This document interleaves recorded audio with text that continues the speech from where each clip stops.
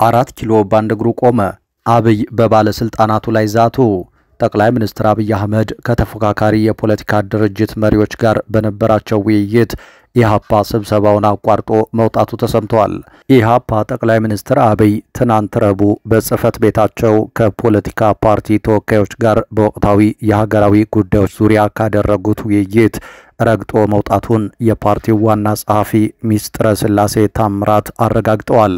የፓርቲው ተወካዮች ስብሰባውን ረግጠው የወጡት አብይ ለአራቱም ተወካዮች ጥያቄ የማቅረብ ዕድል ሳይሰጡን ለሌሎች ጥያቄዎች ምላሽና ማብራሪያ መስጠት በመጀመራቸው መሆኑን ሚስጥረ ስላሴ አስረድተዋል።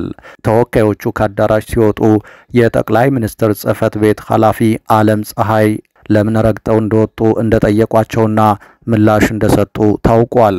ይህ አነጋጋሪ ክስተት ከተፈጠረ በኋላ ደግሞ ከአብይ ጋር 4 ኪሎ ላይ የመከሩት ፖለቲከኞች በስብሰባው ላይ ያላሰቡት ነገር ገጥሟቸዋል። በዝርዝር ተሰሙታላችሁ።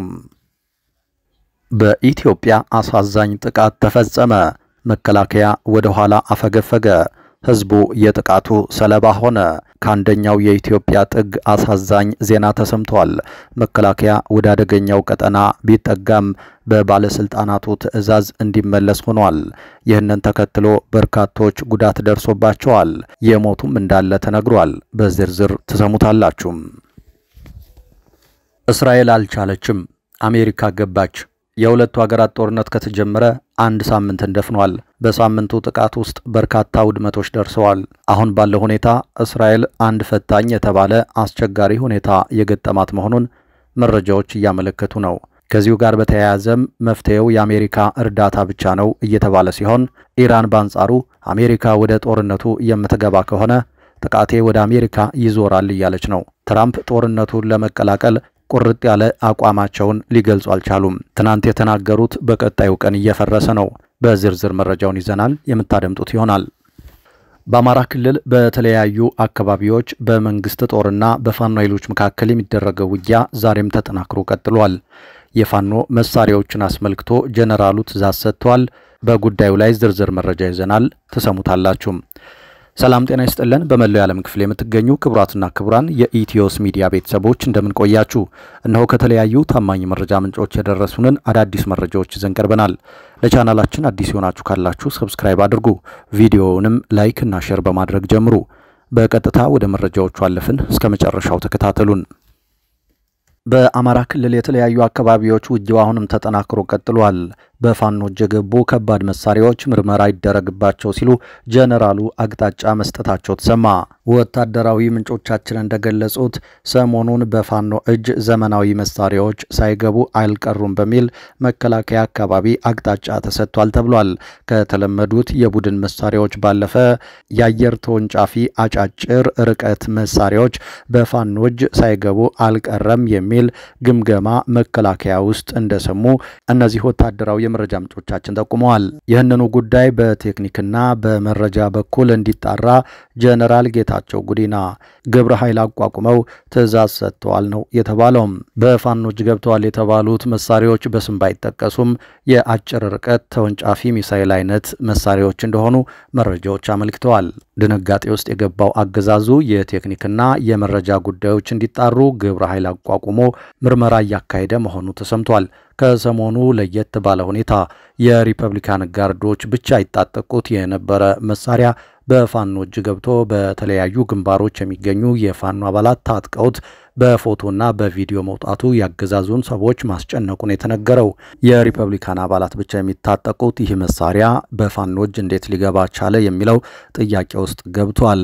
ነገር ግን በተለያዩ ግንባሮች የአየር ኃይል፣ የባህር ኃይል እንዲሁም የሪፐብሊካን ጋርዱ ጭምር ከፋኖ ጋር እየተዋጋ የሚገኝ ሲሆን በግንባር በተደረጉ ውጊያዎች ላይም ሽንፈት ሲያጋጥም መሳሪያዎች በፋኖ እጅ እየገቡ መሆኑን በተለያዩ ጊዜያቶች ተዘግቧል። በሌላ በኩል በተለያዩ ቦታዎች አሁንም ውጊያው ተባብሶ ቀጥሏል። በደቡብ ጎንደር መና መቀጠዋ መና ጽዮን ተብሎ በሚጠራ ቦታ ከባድ ውጊያ እየተደረገ ይገኛል። በውጊያው ከፍተኛ ሰብአዊ ቁሳዊ ጉዳቶች ደርሰዋል። በዚህ ውጊያ በተለይ የቡድንና የነፍስ ወከፍ መሳሪያዎች በፋኖ እጅ ገብተዋል ተብሏል። ከበባ ውስጥ የገባ የመንግስት ኃይል በሁለት አቅጣጫ በጣይቱና በራስ ጉና ክፍለ ጦሮች በአካባቢው በሚንቀሳቀሱ ፋኖች እንደዚሁ ከፍተኛ ጉዳት አስተናግዷል ነው የተባለው። ብርቱ ውጊያውን ተከትሎ እንደዚሁ ወደ አካባቢው ተጨማሪ የመንግስት ኃይል መሰማራቱን የመረጃው ምንጮች ገልጸዋል። ከክምር ድንጋይና ከደብረ ታቦር ክምቴ ተብሎ ወደሚጠራና ጋጃ ፋሲለደስ እንደዚሁም ደግሞ ወደ መና መቀጠዋ ቀጠናዎች ተጨማሪ የመንግስት ኃይል ተሰማርቷል ተብሏል። በአካባቢው የመንግስት ወታደሮች ለቀዋቸው የነበሩትን ቦታዎች መልሶ ለመያዝ ነው ይህ ስምሪት እየተደረገ ያለው። ይህንን ተከትሎ ዛሬም በአካባቢው ከባድ ውጊያ እንዳለ የመረጃው ምንጮች ገልጸዋል። በዚሁ በደቡብ ጎንደር ስማዳ ሰኞ ገበያ ተብሎ በሚጠራ አካባቢ የደፈጣ ጥቃት ተፈጽሞ ጉዳት ደርሷል። ከደፈጣ ጥቃቱ ባሻገር ለግማሽ ሰዓት የቆየ ውጊያ በአካባቢው ተደርጓል ሲሉ የመረጃ ምንጮች ገልጸዋል። በውጊያው በትንሹ 17 የሚደርሱ የመንግስት ወታደሮች ሙትና ቁስለኛ ሆነዋል።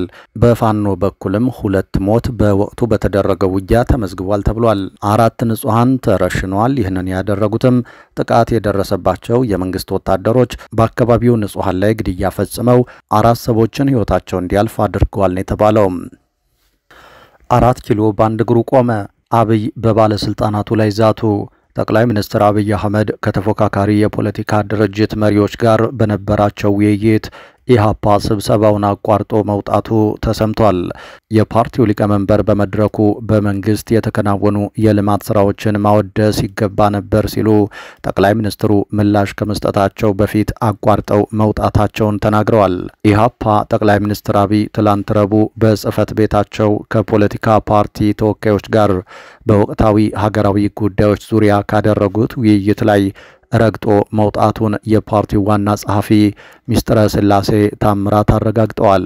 የፓርቲው ተወካዮች ስብሰባውን ረግጠው የወጡት አብይ ለአራቱም ተወካዮች ጥያቄ የማቅረብ ዕድል ሳይሰጡ ለሌሎች ጥያቄዎች ምላሽና ማብራሪያ መስጠት በመጀመራቸው መሆኑን ሚስጥረ ስላሴ አስረድተዋል።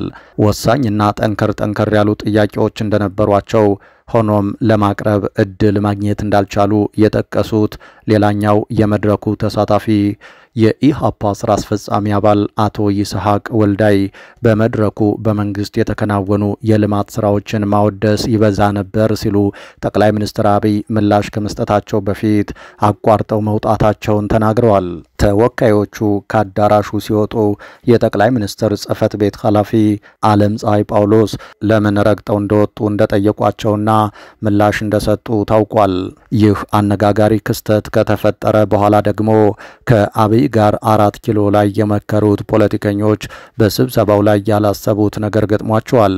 ውይይቱ እንደተለመደው አይነት የነበረ ሲሆን አብይ በድንገት ግን ለተሳታፊዎቹ ልማቱ አዲስ አበባ ብቻ እንዳልሆነ እንድታዩ አንድ ፕሮፖዛል ላቅርብላችሁ፣ ከሰሜን የመጣችሁ ወደ ደቡብ፣ ከደቡብ የመጣችሁ ወደ ሰሜን ሂዱ፣ አሁኑኑ እንዲመቻች አዝዣለሁ በማለታቸው ሁሉም ተሳታፊዎች ወደ ሱሉልታ የልህቀት ማሰልጠኛ ተቋም ገብተው እንዲያድሩ ተደርገዋል። ወደ መጣንበት መሄድ የፈለግን ሰዎች ከጠቅላይ ሚኒስትሩ ግቢ እንዳንወጣ በመከላከያ ተከለከልን። ከዚያም የመጣንበት ሲቪል ሰርቪስ ባስ ወደ ሱሉልታ ወሰደን። ከዚያም አዳራሽ አስገብተውን ጉብኝቱ ሌላ ጊዜ ይደረግ ብንል ሰሚያተን እገታ በሚመስል መልኩ ለጉብኝት ወደ ክፍለ ሀገር ለመሄድ አውሮፕላን መዘጋጀቱ ተነገረን። በብርዳማው ሱሉልታ ልህቀት ማዕከል ግቢ ውስጥ ያለ ፍላጎታችን ግቢ ውስጥ አስገብተውን በመከላከያ እየተጠበቀን ነው። ጉብኝቱን የሚፈልጉት ሰዎች ቢኖሩም መሄድ አንፈልግም ያለን ሰዎች መውጣት ተከለከልን። ነገ በግዴታ ወደ ክፍለ ሀገር ሊያንቀሳቅሱን ነው ሲሉ አንድ የፕሮግራሙ ተሳታፊ የታዘቡትን አካፍለዋል። ይህ ሁሉ ከመፈጠሩ በፊት እነ ፕሮፌሰር መራራ የጠቅላዩን ግብዣ አንቀበልም ብለው ነበር። በፖለቲካ ፓርቲዎች የጋራ ምክር ቤት በኩል የውይይት ግብዣ የቀረበላቸው ፖለቲካ ፓርቲዎቹ እያንዳንዳቸው 4 ሰዎችን እንዲመድቡ እድል እንደተሰጣቸው ነበር የተነገረው። ታዲያ የውይይት ግብዣውን ውድቅ ካደረጉት ፓርቲዎች መካከል ኦፌኮና ኦነግ እንደሚገኙበት የኦፌኮ ሊቀመንበር ፕሮፌሰር መራራ ጉዲና ተናግረዋል። ይህ በእንዲህ እንዳለ የጠቅላዩን ግብዣ እንደማይቀበሉ የገለጹት ፓርቲዎች አስቀድመው ባጋሩት መረጃ በቀጣዩ ምርጫ ላይ የመወዳደር አቋም ላይ አለመሆናቸውን መግለጻቸው ይታወቃል። በሌላ መረጃ በኢትዮጵያ አሳዛኝ ጥቃት ተፈጸመ። መከላከያ ወደ ኋላ አፈገፈገ። ከአንድ የኢትዮጵያ ጥግ አሳዛኝ ዜና ተሰምቷል። መከላከያ ወደ አደገኛው ቀጠና ቢጠጋም በባለስልጣናት ትዕዛዝ እንዲመለስ ሆኗል። ይህንን ተከትሎ በርካቶች ጉዳት ደርሶባቸዋል። የሞቱም እንዳሉ ተነግሯል። እናት ፓርቲ ይፋ ባደረገው መግለጫ በወለጋ ማንነትን መሰረት ያደረገ አዲስ ጥቃት ተሰንዝሮ በርካቶች መገደላቸውን አመልክቷል። በኦሮሚያ ክልል በምስራቅ ወለጋ የንጹሃን እልቂት ቀጥሏል ሲል ፓርቲው ይፋ አድርጓል። ፓርቲው ባጋራው መግለጫ የምስራቅ ወለጋ ዞን የእልቂት ቀጠናነትን ደጋግሞ የተነገረ ሲሆን ትንሽ በረድ ብሎ የከረመው አሁን ላይ ተቀስቅሶ ከ2 ሳምንታት በፊት 8 ንጹሃን በአሰቃቂ ሁኔታ የተገደሉ ሲሆን 4ቱ እስካሁን የት እንደደረሱ አይታወቅም ብሏል። ከዚህ ቀደም አካባቢው ላይ መከላከያ ሰፍሮ የነበረ ሲሆን በባለስልጣናት ትዕዛዝ መከላከያ ወደ ኋላ እንዲወጣ ከተደረገ በኋላ ይህ ጥቃት በተጠና መልኩ በሚመስል ሁኔታ የተፈጸመ መሆኑን ከቦታው የወጡ መረጃዎች አረጋግጠዋል። በሌላ መረጃ እስራኤል አልቻለችም፣ አሜሪካ ገባች። እስራኤል የአሜሪካን እገዛ የምትፈልግበት ጫፍ ላይ ደረሰች። ምሽጉ ሊደረመስ አልቻለም። የዛሬ ሳምንት ወደ ንጋት መቃረቢያ የተጀመረው የእስራኤል ኢራን ጦርነት አሁንም እንደቀጠለ ነው። የእስራኤል አየር ድብደባ ቀጥሏል። ኢራንም ምሽት ላይ ያዝ ሲያደርግ ወደ እስራኤል የምታስወነጭፈውን የሚሳኤል ጥቃት አስፍታ እንደቀጠለችበት ነው። ለቀናት የቀጠለው ጦርነት በትላንትናው ዕለትም የሆነው ይህ ነው። እንደ ፍራንስ 24 ዘገባ ከሆነ ኢራን እስካሁን ባለው ሁኔታ 350 ሚሳኤሎችን ወደ እስራኤል አስወንጭፋለች። ብዙዎቹ በጸረ ሚሳኤል እየተመቱ ሲከሽፉ፣ ቀላል የማይባሉትም ድርብርቡን የሚሳኤል መከላከያ አልፈው በእስራኤል ከተሞች ላይ ጉዳት ያደረሱ መሆኑን ዘገባዎች እያመለከቱ ነው።